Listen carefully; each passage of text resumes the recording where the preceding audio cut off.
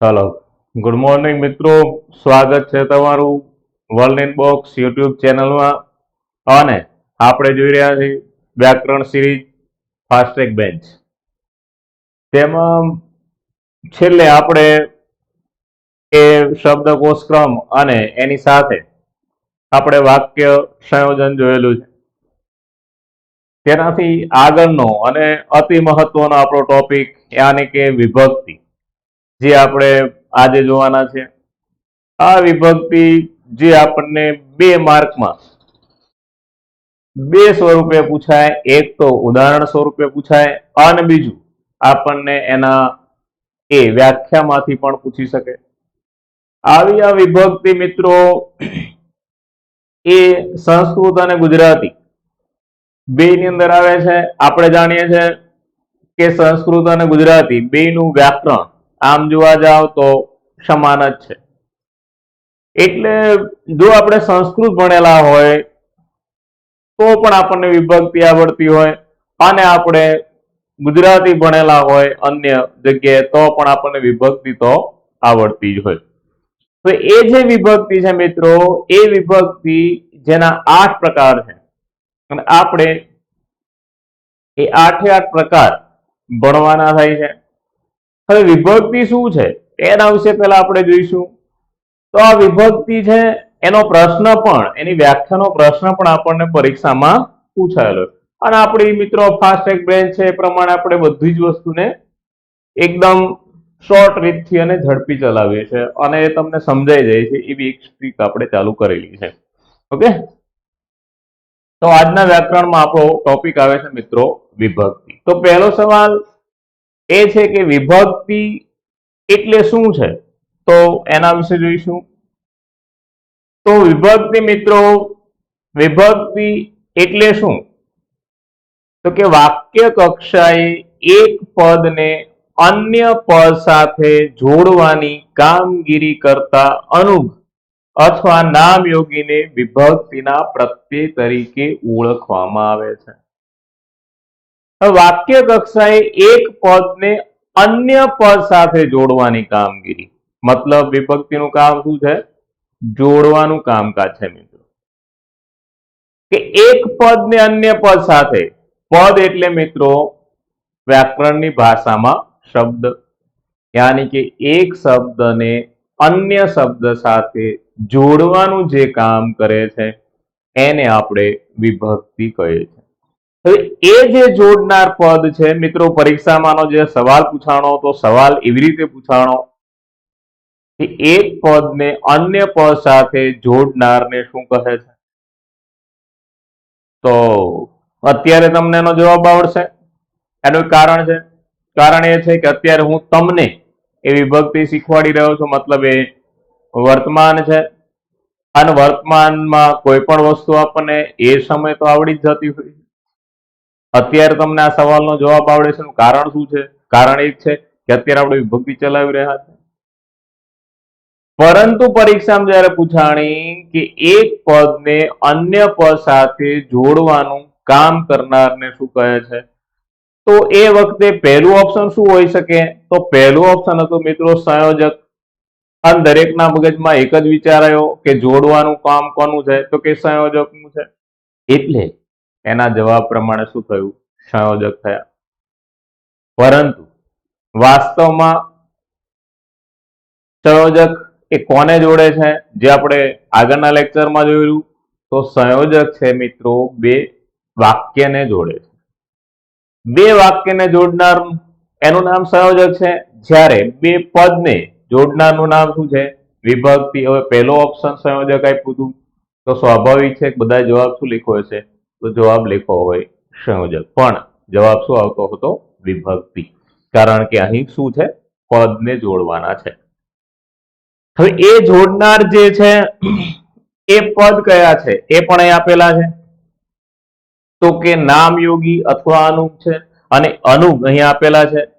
અનુગ છે એ, ને, થી, માં, નો, ની, નું, ના, એવા 9 પદ છે. આ 9 અક્ષરો અથવા 9 પદ એ શું છે મિત્રો? તો કે અનુગ છે.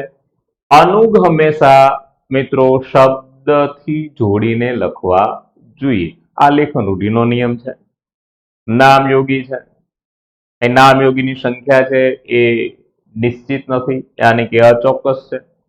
અને એવા છે વડે, દ્વારા, થકી, મારફતે, વતી, સાથે, સિવાય, વિના, લીધે, કારણે, તરીકે, પેઠે, માફક, માટે, કાજે, વાસ્તે, સારું, ખાતર, તણું, કેરું, પાસે, અંદર, બહાર, ઉપર, નીચે, આગળ, સુધી, અંગે વગેરે.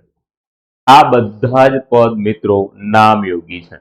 હવે એ પદ યાની કે એ નામયોગી અથવા તો એ અનુગ જ્યારે કોઈ ક્રિયા સાથે જોડાય છે, કોઈ કર્મ સાથે જોડાય છે અથવા તો કર્તા સાથે જોડાય છે. વાક્યની અંદર જે ત્રણ પ્રકાર યાની કે ત્રણ એની જે પદકર્મની રચના છે એ પ્રમાણે કર્તા, કર્મ અને ક્રિયાપદ છે.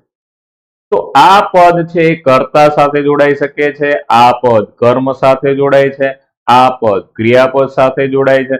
અને એ જોડાય છે ત્યારે ત્યાં કેવો અર્થ ઉપજાવે છે એ પ્રમાણે વિભક્તિના મિત્રો 8 પ્રકાર છે. હવે પરીક્ષામાં તમને વિભક્તિનું નામ તો પૂછાય જ છે, નામની સાથે સાથે તમને એનો ક્રમ પણ પૂછાય છે. એટલે મિત્રો તમારે નામ તો યાદ રાખવાનું જ છે. નામની સાથે શું યાદ રાખવાનું છે? ક્રમ પણ યાદ રાખવાનો છે. ઘણી વખત એવું બને કે એ જવાબ આપણને આવડતો હોય, જવાબ સાથે રિલેટેડ નામ પણ આવડતું હોય, પરંતુ એનો ક્રમ નો આવડે, પરીક્ષામાં શું પૂછે? ક્રમ પૂછે, ત્યારે સમસ્યા ઊભી થતી હોય છે. એટલે એના હું તમને 8 નામ સાથેના ક્રમ કહીશ. પ્રથમા કર્તા વિભક્તિ, દ્વિતીય કર્મ વિભક્તિ, તૃતીય કરણ વિભક્તિ, ચતુર્થ સંપ્રદાન વિભક્તિ, પંચમી અપાદાન વિભક્તિ, ષષ્ઠી સંબંધ વિભક્તિ, સપ્તમી અધિકરણ વિભક્તિ, અષ્ટમી સંબોધન વિભક્તિ. આમ મિત્રો એના 8 પ્રકાર છે અને 8 પ્રકાર તમારે મિત્રો યાદ રાખવાના છે. ફરી એક વખત આપણે યાદ કરીએ.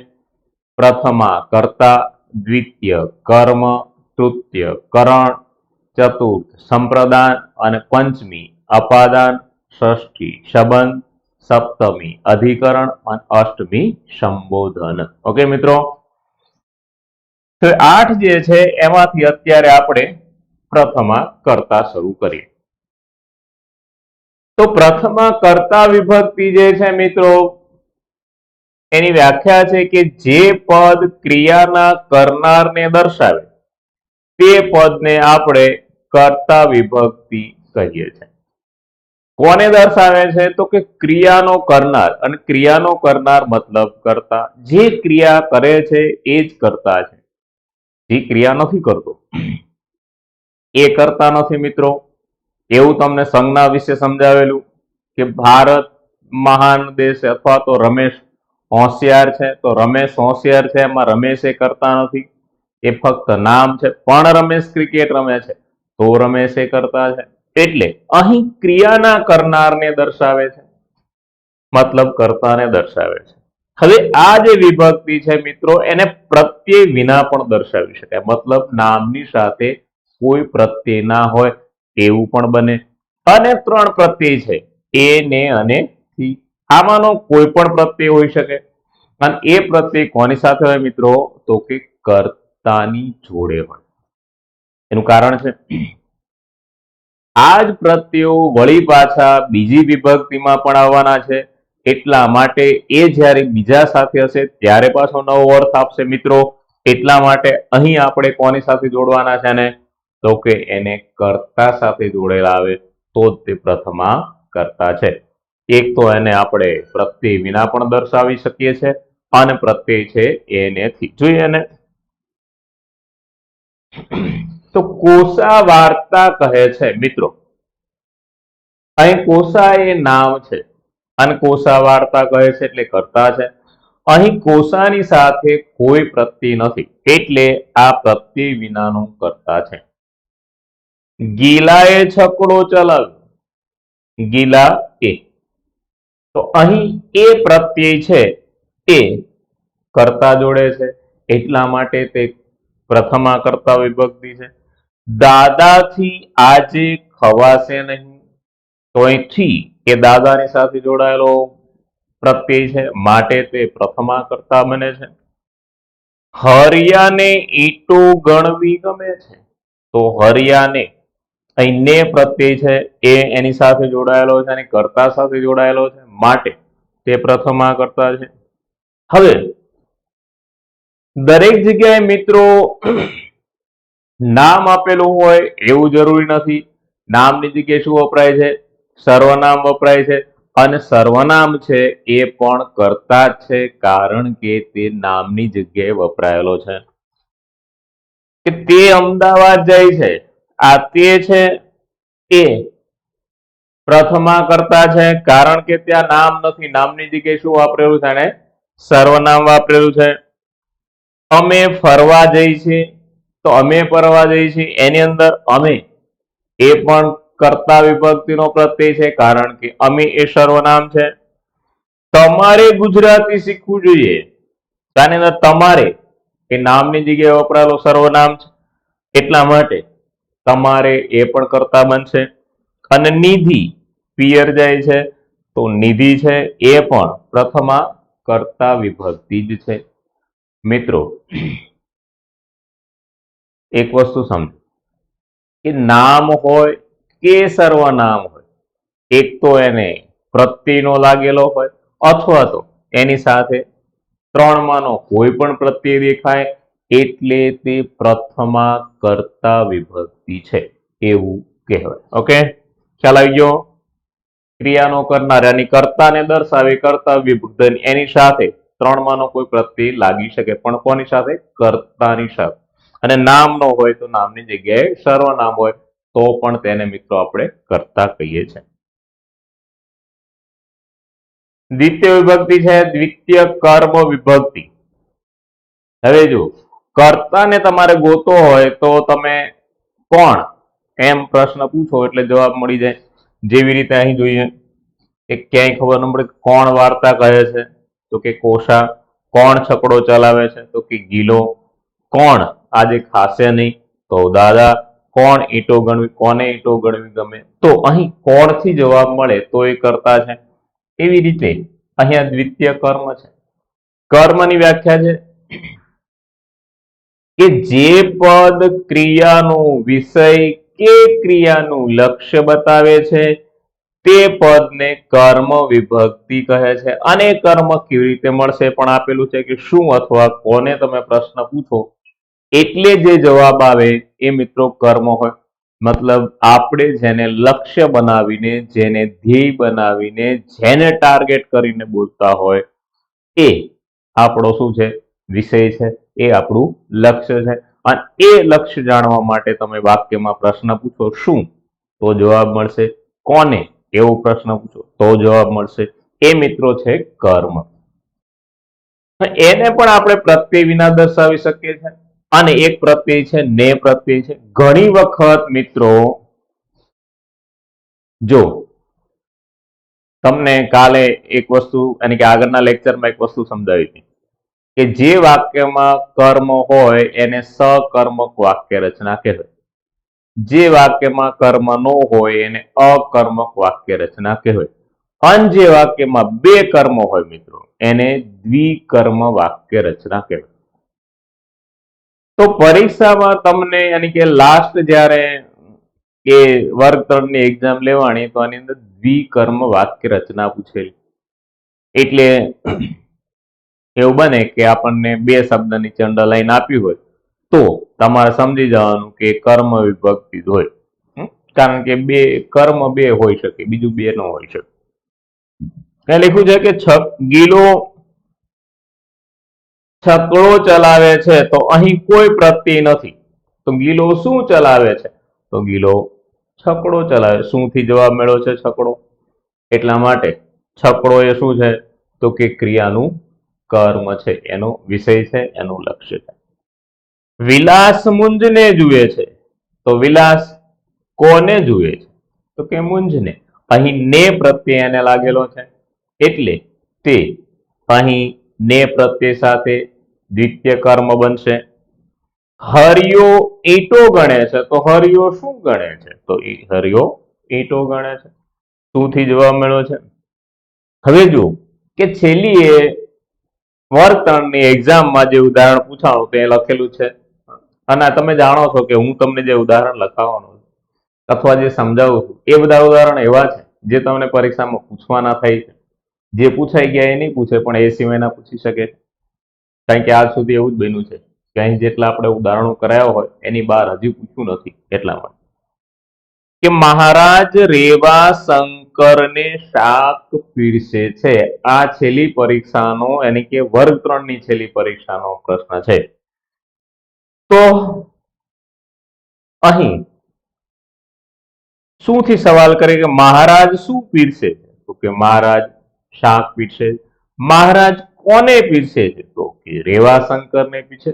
તો રેવાશંકર અને શાક એમ દ્વિકર્મ વાક્ય રચના છે મિત્રો. એવી છે દ્વિકર્મ કે આ છેલ્લી વર્ગ 3 ની એક્ઝામનું ઉદાહરણ છે. તો બે નીચે અંડરલાઈન આપેલી હતી, રેવાશંકર નીચે અને શાક નીચે પણ આપેલી હતી. ગિરીશ ચિત્ર જુએ છે. તો ગિરીશ શું જુએ છે? અહીં ચિત્ર એ પ્રત્યય વિનાનું કર્મ છે. મારાથી એને કહેવાયું, કહેવાઈ ગયું. કોને? એને. તો એને એ છે એ શું છે?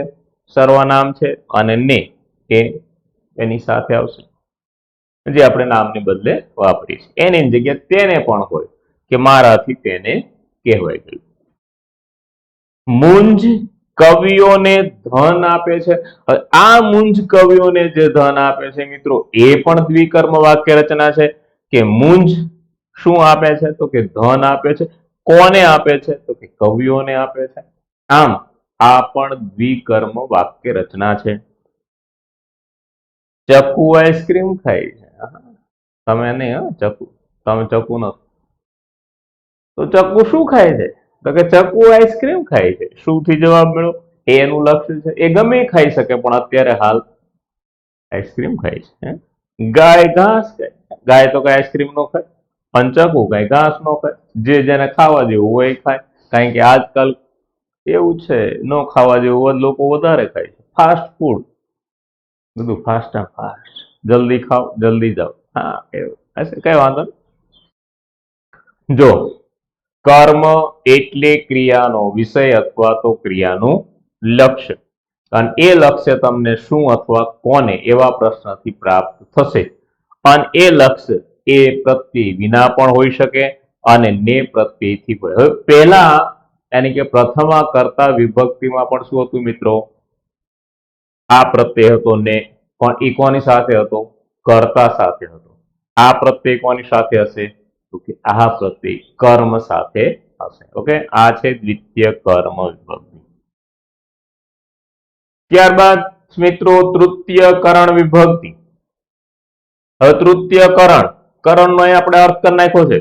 કોઈ પણ શબ્દ છે એનો તમે અર્થ કરી નાખો એટલે સમસ્યા મટી જાય. જેવી રીતે કર્તાનો આપણે અર્થ કર્યો કે કર્તા એટલે ક્રિયા કરનાર, કર્મ એટલે ક્રિયાનો વિષય અથવા ક્રિયાનું લક્ષ્ય એનો અર્થ થયો. એમ અહીં કરણનો અર્થ શું થશે મિત્રો? તો કરણનો અર્થ થાય છે સાધન. સાધન મતલબ શું છે? તો એનો પણ અર્થ છે કે જે પદ ક્રિયા કરવામાં સાધન રૂપ કે ઉપયોગી છે તે પદને મિત્રો કરણ વિભક્તિ કહે છે. મતલબ આપણે જેનાથી ક્રિયા કરી રહ્યા છે એ ક્રિયાનું સાધન છે અને એ જ કરણ વિભક્તિ છે. અને જેનાથી આપણે ક્રિયા કરી છે એની સાથે જોડાયેલા પ્રત્યયો હશે તો તે કરણ વિભક્તિ હશે. મતલબ ક્રિયા કરવામાં ઉપયોગી છે, ક્રિયાનું સાધન છે, જેનાથી આપણે ક્રિયા કરી રહ્યા છે એ કરણ છે. જોઈએ એના પ્રત્યય છે થી, વડે, દ્વારા, થકી અને મારફતે. મિત્રો થી, વડે, દ્વારા, થકી અને મારફત આ પ્રત્યયો શાના છે? તો કે આ પ્રત્યયો તૃતીય કરણના છે. હવે જુઓ અહીં પણ થી આવ્યો છે જે પ્રથમ આ કર્તામાં હતો. હવે એ થી જે છે કર્તાનો એ કર્તા સાથે છે, જ્યારે અહીંનો થી કોની સાથે હશે? તો ક્રિયાના સાધન સાથે હશે જેનાથી આપણે ક્રિયા કરી રહ્યા છે. જોઈએ કે સાપ આંખોથી સાંભળે છે તો શેનાથી, એવો આપણે સવાલ પૂછી શકીએ. તો સાપ શેનાથી સાંભળે છે? તો કે આંખોથી. એની સાંભળવા માટેનું સાધન છે એની આંખ છે, આંખોથી. ટાઈમ ટેબલ દ્વારા કામ સમયસર થાય છે તો શેનાથી કામ સમયસર થાય? તો કે ટાઈમ ટેબલ દ્વારા. અહીં ટાઈમ ટેબલ દ્વારા એટલે ટાઈમ ટેબલ એ શું છે? કામ કરવા માટેનું સાધન છે. ઇન્દિરા ચક્કુ મારફતે દાદાને બોલાવે છે તો દાદાને બોલાવવા માટેનું, ઇન્દિરા માટેનું સાધન કયું છે? તો કે ચક્કુ છે. ચક્કુને કહું કે દાદાને બોલાવ એટલે ચક્કુ બોલાવશે. એટલે ચક્કુ શું થઈ જશે? ઇન્દિરા માટેનું સાધન થઈ જશે બોલાવવા માટેનું, યાની કે મારફતે.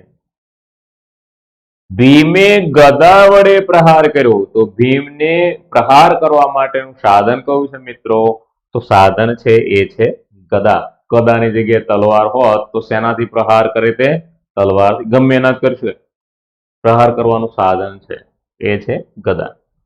મણિબાએ સાવરણી વડે આંગણું સાફ કર્યું.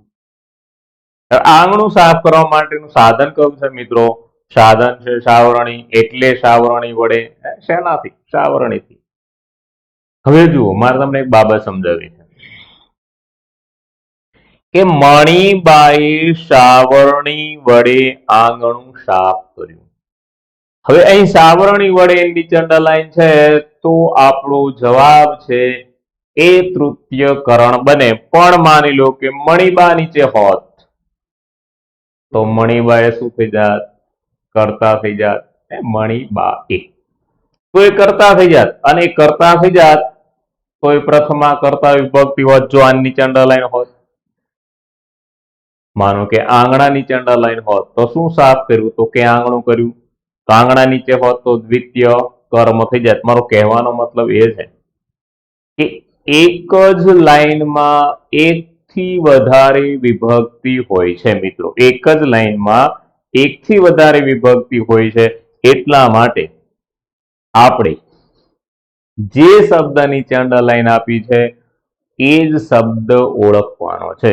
એ સિવાય આપણે કઈ ઓળખવાનું થતું નથી. માનો કે આ મણિબાનું ઉદાહરણ તમને પરીક્ષામાં પૂછાય તો તમે એ ઉદાહરણને વાંચો તો તમને એવું યાદ આવે કે સાહેબ આપણને કરણમાં સમજાયું હતું એટલે આ કરણ છે, પણ એને અંડરલાઈન ફેરવી નાખ્યું હોય અને મણિબા નીચે કરી નાખ્યું હોય તો કરતા થાય. એટલે વિભક્તિનો જવાબ લખીએ ત્યારે ખાસ જોવાનું કે અંડરલાઈન ક્યાં છે અથવા તો કયો શબ્દ એને ઘાટો આપેલો છે, એ પછી જ આપણે જવાબ લખવાનો. એમને લખવાનો નહીં, નહીતર અહીં આપણા પણ સાધનો રહેશે નહીં.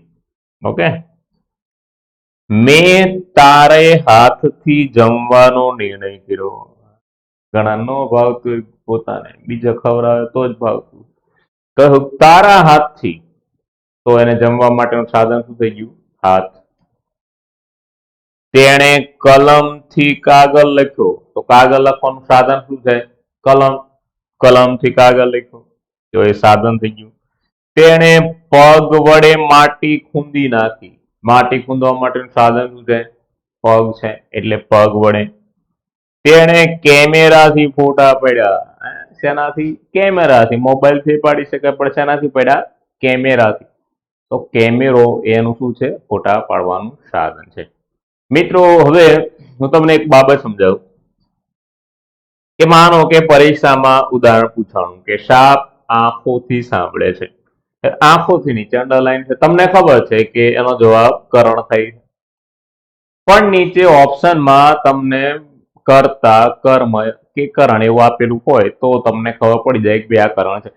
પણ પરીક્ષામાં તમને એવું પણ આપેલું હોય પ્રથમ, દ્વિતીય, તૃતીય, તો તમને ખબર હોવી જોઈએ કે કરણનો ક્રમ કેટલામો છે. બાકી જવાબ આવડે એના ક્રમ વિશે આપણને ખબર ન હોય અને નીચે પરીક્ષકે ક્રમ પૂછ્યો હોય તો કેવડી મોટી સમસ્યા થાય ને.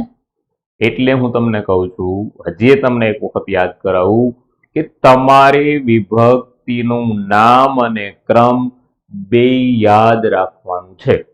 સમજાણું? કારણ કે પરીક્ષક બે રીતે પૂછી શકે, નામ પણ પૂછી શકે અને ક્રમ પણ પૂછી શકે. ઓકે, ચાલો આગળ વધીએ.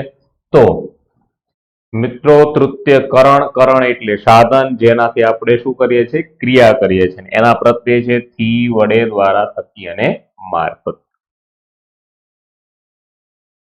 ચોથી વિભક્તિ નામ છે ચતુર્થ સંપ્રદાન વિભક્તિ. હવે સૌથી પહેલા આપણે શું કરીશું, સંપ્રદાનનો મિત્રો અર્થ કરીશું. સંપ્રદાનનો અર્થ કરીશું. તો સંપ્રદાન એટલે ક્રિયાનું ફળ જેને પ્રાપ્ત થાય તે. ક્રિયાનું ફળ જેને પ્રાપ્ત થાય. ક્રિયા આપણે કરીએ અને એનો લાભ બીજા લઈ જાય, એવું તો બનતું જ હોય. તો એનો લાભ બીજા લઈ જાય અને જેને લાભ મળે ને એ સંપ્રદાન કહેવાય. આપનાર નહીં, કોણ છે, મેળવનાર અથવા લેનાર છે એ સંપ્રદાન છે. આપનાર એ સંપ્રદાન નથી, પણ લેનાર એ સંપ્રદાન છે. મતલબ જે એનો લાભ ઉઠાવે છે, જેને એનાથી ફાયદો થાય છે એ એનો સંપ્રદાન છે. પણ દુનિયામાં મિત્રો કોઈ કોઈને કઈ મફત આપતું નથી, એની પાછળનો હેતુ હોય છે. લખેલું છે કે કર્તા ક્રિયા દ્વારા કશુંક આપીને કશુંક મેળવે ત્યારે સંપ્રદાન વિભક્તિ પ્રયોજાય છે. મતલબ કંઈક આપીને કંઈક મેળવવાની તમન્ના કે કંઈક ભાવના હોય છે. એટલે કે સંપ્રદાન, સંપ્ર એટલે સામે અને દાન એટલે મેળવવું. આપીને મેળવવું, આપીને મેળવવું. જેની પાસે જે હોય એ આપણને આપણે, આપણી પાસે હોય ને ભિખારીને તમે દાન કરો તો તમે ભિખારીને દાન આપી શકો, કારણ કે તમારી પાસે સંપત્તિ છે. પણ ભિખારી પાસે સંપત્તિ નથી, ભિખારી પાસે શું છે, આશીર્વાદ છે. એ તમને આશીર્વાદ આપે. એટલે આપણે કદાચ આશીર્વાદ મેળવવાના કે પુણ્ય કમાવાના હેતુથી આપતા હોય, પણ આપણે આપેલા પૈસાનો લાભ કોને થવાનો છે, તો કે ભિખારીને. મતલબ જેને મળશે, જે પ્રાપ્ત કરશે એ શું હશે, તો કે એ સંપ્રદાન હશે. યાદ રાખો, સંપ્રદાન એટલે ક્રિયાનું ફળ જેને પ્રાપ્ત થાય તે. એટલે કે આપનાર નહીં, લેનાર, મેળવનાર જે છે એ સંપ્રદાન છે. એના પ્રત્યય છે મિત્રો ને, માટે, ની, પ્રત્યય અને સાર. ચાર પ્રત્યય છે. ને, માટે, ની, પ્રત્યય અને સાર. હવે આ ને છે એ પ્રથમ કર્તામાં આવ્યો, આજ ને વળી પાછો દ્વિતીય કર્મમાં આવ્યો અને આજ ને ફરી પાછો ચતુર્થ સંપ્રદાનમાં આવ્યો. કર્તામાં એ કર્તાની સાથે છે, કર્મમાં એ કર્મ સાથે, એટલે કે કોનાથી, કોને. કોને આપણે સવાલ કરીશું તો કોને સવાલમાં ને જોડાશે ત્યારે તે દ્વિતીય કર્મ થશે. હવે જોઈએ શા માટે શું છે કે આ દવાખાનું ગરીબોને માટે છે. ગરીબોને માટે, ને માટે. હવે મિત્રો જેણે પણ દવાખાનું બનાવ્યું છે એને દવાખાનું શા માટે બનાવ્યું છે, તો કે ગરીબોની સેવા કરવા બનાવ્યું છે, તો કે ના, પુણ્ય કમાવા માટે. કઈક પુણ્ય કમાઈ લેવું છે એના માટે એને બનાવ્યું હોય. તો એને દવાખાનું બનાવ્યું છે, પણ એ દવાખાનાનો લાભ કોને મળશે, તો કે ગરીબોને મળશે. ભલે એને બનાવ્યું હોય, એને કોઈ પણ ઈરાદાથી બનાવ્યું હોય, પણ લાભ કોને મળે છે, ગરીબોને. એટલે જેને લાભ મળે છે એ શું છે, સંપ્રદાન છે. તો ગરીબોને માટે જેને મળે એ સંપ્રદાન. આપનાર નહીં, ખાલી એટલું યાદ રાખવાનું, આપનાર નહીં પણ લેનાર. મુંજ કવિઓને દાન આપે છે. એક સવાલ છે ને, સવાલનો જવાબ એ હશે કે મુંજ કવિઓને દાન આપે છે.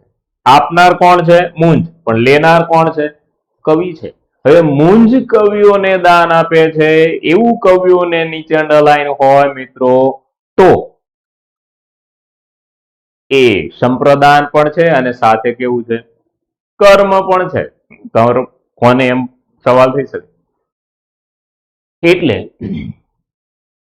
આવું કોઈ ઉદાહરણ હોય, આવું એટલે આ જ ઉદાહરણ આપણે જોઈ લઈએ કે આ ઉદાહરણ હોય પરીક્ષામાં તો એ સંપ્રદાન પણ બને અને કર્મ પણ બને. કારણ કે એક આપનાર છે અને બીજો લેનાર છે. જ્યારે કર્મમાં બધા કોઈ આપનાર કે લેનાર હોતા નથી, કે ભાઈ વિલાસ મુંજને જુએ છે તો એ ખાલી મુંજને જુએ છે, એમાં મુંજને કઈ મળતું નથી. સમજાય છે? અહીં મળે છે, કોને મળે છે, કવિઓને મળે છે. કોણ આપે છે? હું. એટલે જ્યાં આપ લે થતી હોય, વેપાર આપવાનો ને લેવાનો વ્યવહાર થતો હોય મિત્રો, ત્યાં સંપ્રદાન હોય. બાકી જ્યાં કોઈ આપલે જ નથી ત્યાં ને એ શું હશે મિત્રો? તો કે ત્યાં ને એ કર્મ હશે. કે હું આ પેન તમારા માટે લાવ્યો છું. પેન હું લાવ્યો છું, મળશે કોને? તમને. એટલે તમારા માટે. લાવનાર હું છું પણ મેળવનાર તમે છો, એટલે તમારા માટે. જે મેળવે છે એ સંપ્રદાન છે. ટૂંકમાં જેમાં એક આપ લેનો વ્યવહાર થાય ત્યાં મિત્રો સંપ્રદાન પ્રયોજે. જયેશ અને મહેશ પતંગ સારું ઝઘડે છે. સારું છે ને મિત્રો, એ સારું એ માટેનો જ સમાનાર્થી છે. તમે માટે મૂકી શકો, જયેશ અને મહેશ પતંગ માટે ઝઘડે છે એવું કહી શકે. પણ મેં તમને પહેલા કહ્યું કે પરીક્ષક છે એ આપણી પરીક્ષા કરવા બેઠો છે, નહીં કે આપણને ચોકલેટ વેચવા. એટલે માટેની જગ્યાએ કયો શબ્દ વાપરે? સારું. પણ આપણે બધા શૂરવીરો આ બધું પહેલેથી જાણતા હોય અને ન ખબર હોય, એટલે સુરા છે અને સુરાને કોણ શીખવે? રણસુરાની રીત. લડી લેવાની વાત રાખવાની. ઓકે, તો સારું. તો આ બે ઝઘડે છે, પણ એ ઝઘડો કોના માટે થઈ રહ્યો છે? પતંગ માટે. એટલે લાભ કોને થાય છે? પતંગને. પતંગ જ ન હોત તો ઝઘડો ન હોત ને, એટલા માટે. એટલે અહીં એ બેનો ઝઘડો પતંગ સારું છે. મતદાન કરવું એ દેશની પ્રત્યે ફરજ છે. મતદાન આપણે કરીશું, લાભ કોને થવાનો છે? દેશને. આપણી ફરજ કોને મળશે? દેશને મળશે. અને જેને મળે છે એ સંપ્રદાન છે કે મતદાન કરવું એ દેશની પ્રત્યે ફરજ છે, તોની પ્રત્યે. એટલે મતદાન આપણે કરીશું પણ લાભ દેશને થવાનો છે. સારા નેતા લાવો થાય ને તો આપણાથી નુકસાન થાય. આ લોકશાહી છે મિત્રો. કે ભાઈઓને ભગવાને ઘણું ધન આપ્યું છે. ભાઈઓને ભગવાને ઘણું ધન આપ્યું છે. કોણે આપ્યું છે? ભગવાને. કોને મળે છે? તો કે ભાઈઓને. તો ભાઈઓને. અહીં ભગવાનને લખેલું છે પણ ભગવાનને નહીં, પણ ભાઈઓને. ભગવાને ઘણું ધન આપ્યું છે. તો ભાઈઓને. મેળવનાર છે ભાઈઓ, એટલે ભાઈઓને. મિસ દારૂવાલા મિસ પંડ્યાને ચેક આપે છે. મિસ દારૂવાલા મિસ પંડ્યાને ચેક આપે છે. યાની કે મિસ દારૂવાલા મિસ્ટર પંડ્યાને ચેક આપશે. તો હવે જુઓ, આપે કોણ છે? દારૂવાલા. દારૂવાલા એટલે એવું ન સમજતા, નામ છે અટક હોય. દારૂવાલા, લાકડાવાળા, લોઢાવાળા, આ બધા પેલા વ્યવસાય પ્રમાણે નામ પડી જતા. તો મિસ દારૂવાલા મિસ પંડ્યાને ચેક આપે છે. તો આપે કોણ છે? દારૂવાલા. મળે છે કોને? મિસ્ટર પંડ્યાને. તો મેળવનાર એ શું છે?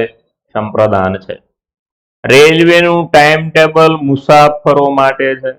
બનાવ્યું કોણે છે? રેલવે. લાભ કોને મળશે? મુસાફરોને. એટલે મુસાફરો માટે. સ્પર્શ કરેલું એ પાણી અપંગો સારું ઔષધ બની જતું હતું. કોઈ સંતે સ્પર્શ કરીને પવિત્ર કરેલું એ પાણી છે, એનો લાભ કોને મળે છે? અપંગ વ્યક્તિઓને.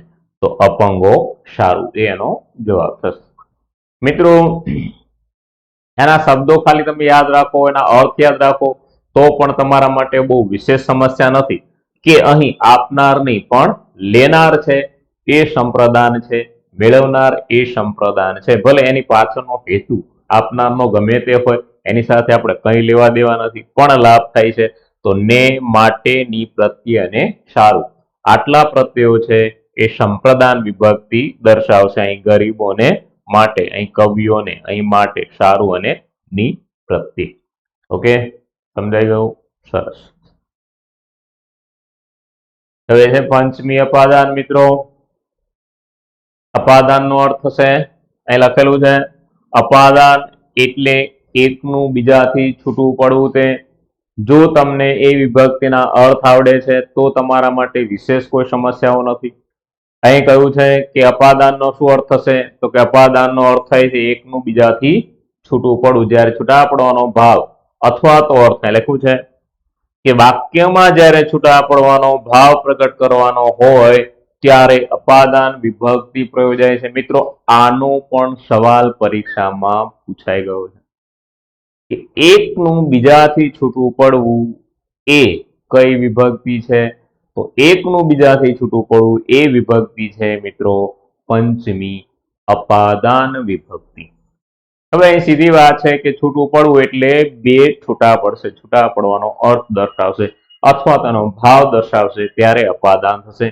અને એના પ્રત્યય છે થી, માંથી, પરથી, ઉપરથી અને પાસેથી. થી, માંથી, પરથી, ઉપરથી અને પાસેથી. હવે આ થી પાછો આવ્યો. પહેલો થી કર્તામાં હતો, એ કર્તા સાથે હતો.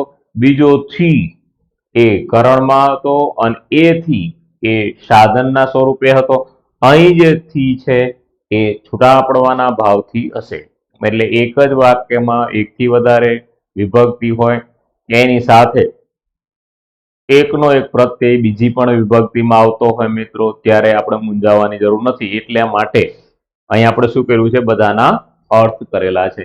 ને તમને માનો કે પ્રત્યય યાદ નથી રહેતો તો પણ તમને અર્થ ખાલી યાદ હોય ને તો પણ તમારું કામ થઈ જાય. આવું ખાસ યાદ રાખવું જોઈએ. વૃક્ષ પરથી સફરજન પડ્યું. શું પડ્યું? સફરજન. કોણ કોણ છૂટું થયું? તો વૃક્ષથી સફરજન નીચે પડ્યું એટલે એનાથી છૂટું થઈ ગયું. એટલે અહીં છૂટા પડવાનો ભાવ છે. મલય શૂલ પાણેશ્વર માંથી કાલે રવાના થશે. હવે આ મલય છે, નામ છે મિત્રો. એ મલય છે શૂલ પાણેશ્વર ગયો છે, ત્યાંથી કાલે આવશે. એટલે ક્યાંથી છૂટો થશે? શૂલ પાણેશ્વર માંથી છૂટો પડી જશે, ત્યાંથી રવાના થશે માંથી.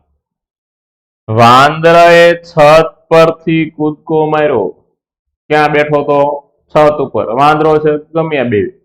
ક્યાં બેઠો તો? છત ઉપર. ત્યાંથી કૂદકો માર્યો એટલે ક્યાંથી છૂટો થયો? છત પરથી. એટલે છત પરથી એ છૂટો થઈ ગયો. આમ અહીં છૂટા પડવાનો ભાવ છે. મહુડા ઉપરથી બધા પર્ણ ખરી પડ્યા. તો મહુડાનું વૃક્ષ છે અને પાન ખરાબે તો શું થાય? એના બધા વૃક્ષો ખરી જાય, યાની કે એના બધા પર્ણ ખરી જાય. અને એવી રીતે વૃક્ષ પરથી યાની મહુડાથી બધા પાંદડાઓ અલગ થઈ ગયા. ફક્ત ત્યાં શું રહે છે? ઝાડીઓ, યાની કે એની ડાળીઓ ઝાડીઓ જેવી રહે છે. ફેરિયાએ વાંદરા પાસેથી ટોપી પાછી મેળવી. મિત્રો આ વાર્તા આપણે જાણીએ છીએ કે વાંદરાઓ નકલખોર હોય, ફેરિયાએ ટોપી નાખી, વાંદરાઓએ નાખી દીધી. વાંદરા પાસેથી ટોપી પાછી મેળવનાર કોણ હતો? ફેરિયો હતો. પાસેથી ટોપી પાછી મેળવી. અહીં આપવાનો ભાવ નથી એટલે તમે એવું ન સમજતા કઈ કે એમાં અમે થી પ્રત્યે આવતોય નથી આપણે સંપ્રદાય. અહીં વાંદરા પાસેથી પાછી મેળવી એટલે અહીં વાંદરાથી ટોપી છૂટી થઈ ગઈ એટલે વાંદરા પાસેથી. ટેબલ પરથી પ્યાલો નીચે પડ્યો. એક ગ્લાસ પ્યાલો ટેબલ ઉપર હતો, ત્યાંથી હવા કે કોઈનો હાથ ભટકાયો ને નીચે પડ્યો એટલે ટેબલથી પ્યાલો છૂટો પડી ગયો. એમ તેના પરથી. રેલગાડીમાંથી અંગ્રેજ અમલદારો નીચે ઉતર્યા. હવે રેલગાડીમાં બેઠા હતા ત્યાં સુધી રેલગાડી સાથે જોડાયેલા હતા. નીચે ઉતર્યા એટલે રેલગાડીથી છૂટા થઈ ગયા. તો રેલગાડીમાંથી. મહેશ શાળાએથી ઘરે ગયો. અત્યાર સુધી શાળામાં હતો, શાળા સાથે જોડાયેલો હતો અને ત્યાંથી એ નીકળ્યો અને ઘરે ગયો. આમ શાળાથી તે છૂટો પડી ગયો. ચકુએ દાદા પાસેથી હલવો લઈ લીધો. હળવો નહીં પણ હલવો. દાદા હલવો લાવ્યા છે, તમને ભાવતું ખાઈ લેવું જાતે. દાદા પાસેથી હલવો લઈ લીધો એટલે હલવો ક્યાંથી છૂટો પડી ગયો? દાદા પાસેથી. બાળકોને એવું ટેવ હોય, દાદા દાદી કે પપ્પા મમ્મી બહાર ગયા હોય અને કંઈક લાવ્યા હોય ને એ દૂરથી આપણને જોઈ જાય તો એ જલ્દી લઈ લેતા હોય છે. છકડામાંથી ભેંસ નીચે પડી. બોલો, ભેંસ લઈ ગયા છકડામાં. છકડો તમે જાણો છો? છકડો પર ભેંસ નીચે પડી એટલે છકડામાંથી ભેંસ છૂટી થઈ. મિત્રો અપાદાન એટલે એકનું બીજાથી છૂટું પડવું તે. અને પ્રત્યય છે થી, માંથી, પરથી, ઉપરથી અને પાસેથી. બરોબર છે. ટૂંકમાં તમને જો પ્રત્યય યાદ ન રહેતા હોય તો તમારે એ શબ્દના અર્થ યાદ રાખવાના છે. ઓકે, આગળ વધી. હવે આપણી આઈએમપી વિભક્તિ આવે છે મિત્રો, એ છે ષષ્ઠી સંબંધ વિભક્તિ, જે આપણા માટે ખૂબ આઈએમપી છે, કારણ કે લગભગ પરીક્ષામાં આપણને એ પૂછાય છે, એટલે આપણા માટે આઈએમપી બને છે. હવે એની વ્યાખ્યાને પહેલા જોઈ લઈએ મિત્રો. તો વ્યાખ્યા છે કે એક નામને અન્ય નામ સાથે જોડનારને સંબંધ કહે છે. સંબંધ એ શું છે? તો કે એકબીજા સાથે જોડાવું એનું નામ સંબંધ છે. અને એક નામને અન્ય નામ સાથે એટલે કે બીજા નામ સાથે જોડે છે એનું નામ સંબંધ છે મિત્રો. અને એ સંબંધ કયા પ્રકારનો છે એ પણ આપણે જોઈએ. તો એ છે જ્યારે વાક્યમાં સંજ્ઞા સાથે કે સંજ્ઞાનો સર્વનામ સાથે કે કર્મ સાથે કે કર્મનો સંજ્ઞા સાથે કે સંજ્ઞાનો સર્વનામ સાથે કે કર્મનો અન્ય સાથેનો સંબંધ છે એનું નામ મિત્રો સંબંધ છે. જો કર્તાનો કર્તા સાથે કે કર્તાનો, કર્મ સાથે કે કર્મનો, કર્મ સાથે કે કર્તા કે કર્મનો, ક્રિયાપદ સાથે કે કર્તા કે કર્મનો અન્ય સાથેનો સંબંધ દર્શાવનાર પદ છે મિત્રો, એનું નામ એ છે સંબંધ વિભક્તિ. વ્યાખ્યાની બહુ મોટી છે, પણ મિત્રો આની વ્યાખ્યા આપણને પરીક્ષામાં પૂછાતી નથી, એટલે એની વ્યાખ્યા આપણે કઈ લેવા દેવા નથી. આપણને પરીક્ષામાં ફક્ત એના ઉદાહરણ પૂછાય છે, અને ઉદાહરણને ઓળખવા માટે આપણે મિત્રો એના શું કરવાના છે? તો કે આપણે મિત્રો એના પ્રત્યયો જાણવાના છે, જે પ્રત્યયો બીજા બધા કરતા જુદા છે, બીજા બધા કરતા અલગ છે અને બીજા શેમાંય આવતા નથી. એવા 4 પ્રત્યય આપણે જાણવાના છે, અને એ છે નો, ની, નું, ના. આ 4 પ્રત્યય જે અહીં આપેલા છે, નો, ની, નું, ના, મિત્રો આ પ્રત્યય બીજી કોઈ વિભક્તિમાં આવતા નથી.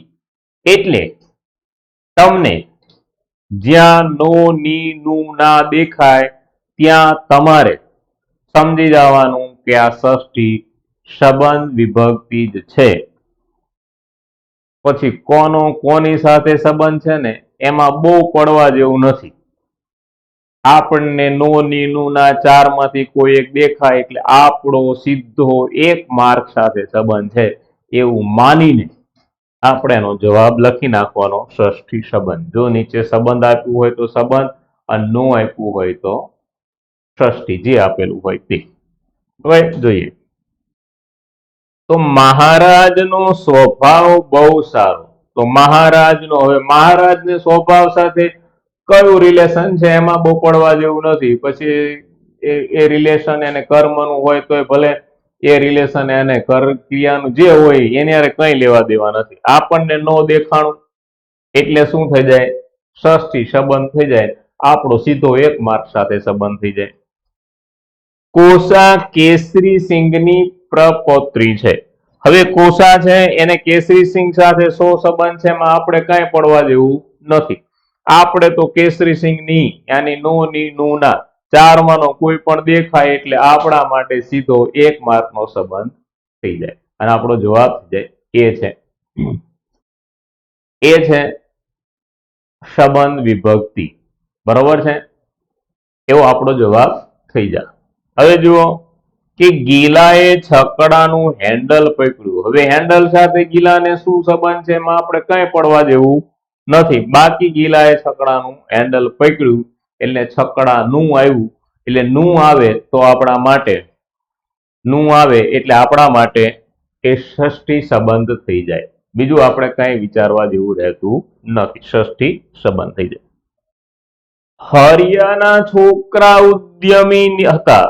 હવે હરિયા ને છોકરા સાથે શું સંબંધ છે એમાં આપણે કઈ લેવા દેવા નથી. આપણે તો ફક્ત નો, ની, નું, ના આવે એટલે આપણે ષષ્ઠી સંબંધ વિભક્તિ થઈ જાય.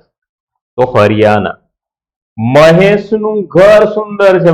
મહેશ ને ઘર સાથે શું સંબંધ છે એમાં આપણે કઈ લેવા દેવા નથી. આપણા માટે ખાલી નું આવ્યું એટલે આપણે સંબંધ વિભક્તિ છે અને આપણો 1 માર્ક પાકો છે. ઓકે, કે ચાંદાનો પ્રકાશ એનો પોતાનો નથી. હવે એનો પ્રકાશ પોતાનો હોય કે ન હોય એની આપણે કઈ લેવા દેવા નથી.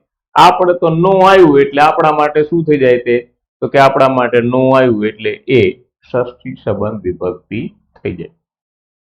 હીરાની પરીક્ષા ઝવેરી હોય તે જાણે. હવે કોણ જાણે ને કોણ ન જાણે એમાંય બહુ પડવા જેવું નથી. અહીં આપણે હીરાની ની આવ્યું એટલે આપણા માટે ષષ્ઠી સંબંધ થઈ ગયું. બીજા દિવસની મોતીનું કામ ચાલ્યું. હવે ની આવ્યું છે પછી આપણે અહીં મિત્રો ની છે પણ ની ની જગ્યાએ થી હોવું જોઈએ. અહીં આપણો જવાબ આવે મોતીનું, કે બીજા દિવસથી મોતીનું કામ ચાલ્યું. તો એ નું નીચે અંડરલાઈન છે તો નું આવે એટલે આપણા માટે સંબંધ થઈ જાય. ગીલાના છકડા તોલે કોઈ નો આવે.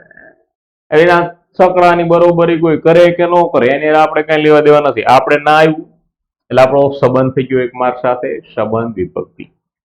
વસંતમાં મહુડાના વૃક્ષો ખીલી નીકળે છે.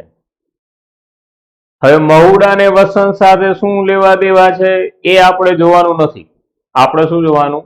ના. એટલે નો, ની, નું, ના. આ 4 પ્રત્યય મિત્રો આપણને દેખાય એટલે કોનો કોની સાથે સંબંધ છે એ વિચાર્યા વિના આપણો સીધો 1 માર્ક સાથે સંબંધ છે એવું માનીને આપણે જવાબ લખવાનો. ષષ્ઠી સંબંધ. નીચે સંબંધ આપ્યો હોય તો સંબંધ અને ષષ્ઠી આપ્યું હોય તો સંબંધ. ખ્યાલ આવી ગયો મિત્રો? ઓકે, આગળ વધીએ. તો આપણી વિભક્તિ આવશે સપ્તમી અધિકરણ વિભક્તિ. હવે દરેક શબ્દનો આપણે અર્થ કરીએ છીએ મિત્રો એ પ્રમાણે અહીં પણ આપણે એનો અર્થ કરીશું. અધિકરણ એટલે ક્રિયાનો આધાર. પણ એ આધાર શું છે તો કે આધારનો જવાબ છે કે જે પદ ક્રિયાનો સમય ને ક્રિયાનું સ્થળ દર્શાવે તે પદને આપણે અધિકરણ કહીએ છીએ. ધોરણ 10 ની એક્ઝામમાં મિત્રો એક સવાલ પૂછાણો, બહુ સમજવા જેવું. એક સવાલ એવો પૂછાણો કે ક્રિયાનો જે આધાર હોય તે કઈ વિભક્તિ છે.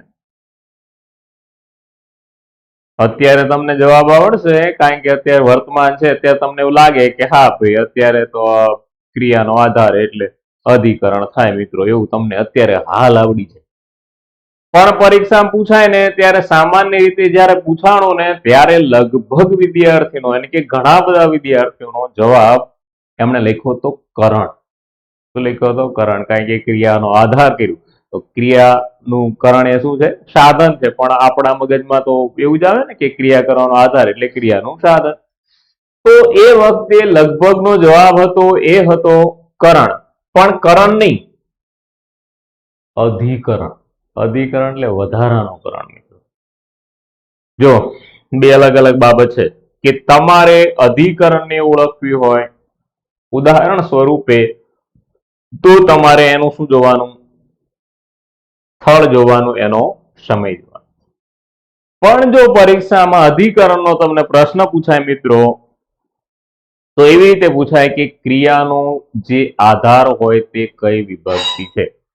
તો આધાર પૂછાય તો પ્રશ્ન સ્વરૂપે અધિકરણ છે. પણ તમને ઉદાહરણ ઓળખવાનું કે તો તમારે ઉદાહરણ માટે શું કરવું પડે? બે વસ્તુ જોવી પડે, એ છે સ્થળ અને સમય, અને એ ક્રિયાનો આધાર છે. એના માટેના પ્રત્યય છે કે એ, માં, પર, ઉપર, તરફ અને સુધી. એ, માં, પર, ઉપર, તરફ અને સુધી. આટલા પ્રત્યયો મિત્રો આપણને શું બતાવશે? સમજો. સમય અને સ્થળ. શેનો સમય? ક્રિયાનો. શેનું સ્થળ? ક્રિયાનું. અને એ એનો શું છે? ક્રિયા થવાનો આધાર છે. એટલે પ્રશ્ન સ્વરૂપે પૂછાય તો ક્રિયાનો આધાર, અને જો ઉદાહરણ પૂછાય તો તમારે બે બાબત યાદ રાખવાની છે, સમય અને સ્થળ. અને એના માટેના પ્રત્યય છે એ, માં, પર, ઉપર, તરફ અને સુધી. જોઈએ તો ગીલો સવારે છકડો ચલાવે છે મિત્રો. સવારે એ શું છે તો કે સમય છે. ક્યારે? મતલબ તમે પ્રશ્ન પૂછો કે ક્યારે તો કે સવારે. તો સવારે છે એ અધિકરણ એટલે કે સમય છે. હિન્દુસ્તાનમાં કામ કરનારને ખાવા નથી મળતું. હિન્દુસ્તાનમાં ક્યાં? હિન્દુસ્તાન સ્થળ બતાવ્યું. બીજે બધે તો જે કામ કરે છે એને ખાવા મળે છે, બાકી ભારત જ એક એવું છે કે કામ કરનારને ખાવા મળતું નથી. વૃક્ષ પર એક પક્ષી બેઠું છે. ક્યાં બેઠું છે? વૃક્ષ પર. એ શું બતાવશે? સ્થળ બતાવશે. આ હિન્દુસ્તાનમાં એ પણ શું બતાવશે? સ્થળ બતાવશે. મહુડા ઉપર સોનાના દિવસો આવ્યા. મહુડા ઉપર એ શું છે? મહુડા ઉપર એ સ્થળ છે, જગ્યા છે. આમ રસ્તો અમદાવાદ તરફ જાય છે, તો અમદાવાદ તરફ એ શું બતાવે છે મિત્રો? સ્થળ બતાવે છે કે રસ્તો ક્યાં જવાનો? તો કે અમદાવાદ તરફ. દાદા સાંજ સુધી કામ કરતા. ક્યાં સુધી? સાંજ સુધી. તો એ શું બતાવે છે મિત્રો? સમય બતાવે છે, ક્રિયાનો સમય છે. મહેરબાની કરીને પરમ દિવસે જ નીકળજો. પરમ દિવસે. દિવસે શું બતાવે છે? જેવી રીતે સવારે એમ દિવસે. દિવસે શું બતાવશે? તો કે સમય બતાવશે. તો પરમ દિવસે એ સમય દર્શાવે છે અને એ અધિકરણ એટલે કે એનો આધાર છે. છેકો મારું અખિલ જગમાં બૂમે એક પાડી. છેકો મારું અખિલ જગમાં બૂમે એક પાડી મિત્રો. તો અહીં જગમાં એ શું બતાવે છે? જગમાં એટલે પાણીનો જગ નથી. જગ એટલે જગત. જગત એ શું છે મિત્રો? સ્થળ છે કે જગતમાં. અમે ટાપુના રેતાળ દરિયા કિનારા સુધી ફરવા જતા. તો કિનારા સુધી એ શું બતાવે છે મિત્રો? તો કિનારા સુધી એ સ્થળ બતાવે છે. ક્યાં સુધી? કિનારા સુધી. વિક્ટોરિયા ટર્મિનસ પર લોકોની ભારે ભીડ હતી. ક્યાં? વિક્ટોરિયા ટર્મિનસ પર. એ શું બતાવે છે મિત્રો? સ્થળ દર્શાવે છે. અને સ્થળ દર્શાવે છે માટે તે શું બનશે? અધિકરણ બનશે. તો અધિકરણ એટલે ક્રિયાનો જે આધાર છે તે અધિકરણ છે. અને ક્રિયાના મિત્રો બે આધાર આપણે જોવાના છે. એક આધાર એ સમય છે, બીજો આધાર એ સ્થળ છે. જે સ્થળ અને સમય દર્શાવે એ ઉદાહરણ અધિકરણનું છે. પણ પ્રશ્ન સ્વરૂપે પૂછાય મિત્રો તો આપણા માટે ક્રિયાનો આધાર એવો પ્રશ્ન પૂછી શકે. ઓકે, સમજાઈ ગયું? હવે પછીનો આપણો સવાલ છે અષ્ટમી સંબોધન વિભક્તિ મિત્રો. હવે આ સંબોધન શું છે જોઈએ. તો કે સામાન્ય રીતે આ પ્રથમ કર્તા વિભક્તિ જ છે, પરંતુ વાક્યમાં કોઈને સીધું સંબોધન કરવામાં આવે ત્યારે સંબોધન વિભક્તિ પ્રયોજાય છે ને આવા પદને અલ્પ વિરામ કે ઉદ્ગાર ચિહ્નથી છૂટું પાડવામાં આવે છે. જો પ્રથમ કર્તા અને અષ્ટમી સંબોધન બે એક જ છે. પહેલી નજરે તમે જુઓ તો તમને એવું જ લાગે કે આ પ્રથમ કર્તા વિભક્તિ જ છે. હવે અમુક મટીરિયલમાં મિત્રો એના પ્રત્યય આપ્યા હેન, હોન, હાન, હું, એમાં કંઈ પડવાનું નથી તમારે. એના કોઈ પ્રત્યય તમારે જોવાના નથી. એને શું જોવાનું છે? તો કે કર્તાની સાથે શું હશે? એ લખેલું છે તો કે કર્તાની સાથે કાં તો અલ્પવિરામ આપેલું હશે અથવા તો ઉદ્ગાર ચિહ્ન આપેલું છે. બે માંથી એક પણ હોય, કર્તાની સાથે અલ્પવિરામ હોય અથવા ઉદ્ગાર ચિહ્ન હોય તો તે અષ્ટમી સંબોધન છે, અને નથી તો તે પ્રથમા કર્તા છે. આટલું જ યાદ રાખવાનું, એટલે તમારી બે વિભક્તિ યાદ રહી જાય. ત્યાં લખ્યું છે કે જમાદાર બંદૂક ગાડામાં મૂકી દો. શું છે? જમાદાર બંદૂક ગાડામાં મૂકી દો. હવે અહીં જમાદાર છે એના પછી અલ્પવિરામ આપેલું છે એટલા માટે તે અષ્ટમી સંબોધન છે. પણ ત્યાં અલ્પવિરામ ન હોત, જો ત્યાં અલ્પવિરામ ન હોત તો જમાદાર શું થઈ જાત? તો જમાદાર પ્રથમા કર્તા થઈ જાત. બરાબર છે? કર્તા જ હોય છે પણ એની સાથે અલ્પવિરામ લાગે છે તો તે સંબોધન બની જાય છે. એટલે જમાદાર પછી અલ્પવિરામ છે તો અષ્ટમી છે, નથી તો પ્રથમા કર્તા છે. હે રામ, આ શું થવા બેઠું છે? તો હે રામ પછી શું છે? ઉદ્ગાર ચિહ્ન છે, જો ઉદ્ગાર ચિહ્ન ન હોત તો એ પ્રથમા કરતા હોત, પણ ઉદ્ગાર ચિહ્ન છે એટલે અષ્ટમી સંબોધન છે. ચકુડી માર ખાવો છે, આ ચકુડી પછી અલ્પવિરામ છે એટલા માટે અષ્ટમી સંબોધન છે, પણ જો અલ્પવિરામ ન હોત તો ચકુડી શું થઈ જાત? તો ચકુડી પ્રથમા કરતા થઈ જાત. ઓ ઈશ્વર ભજીએ તુને, ભગવાન તને ભજીએ, આ ઈશ્વર પછી ઉદ્ગાર ચિહ્ન છે એટલા માટે તે અષ્ટમી સંબોધન છે, નહીતર ના હોત તો તે પ્રથમા કરતા હોત.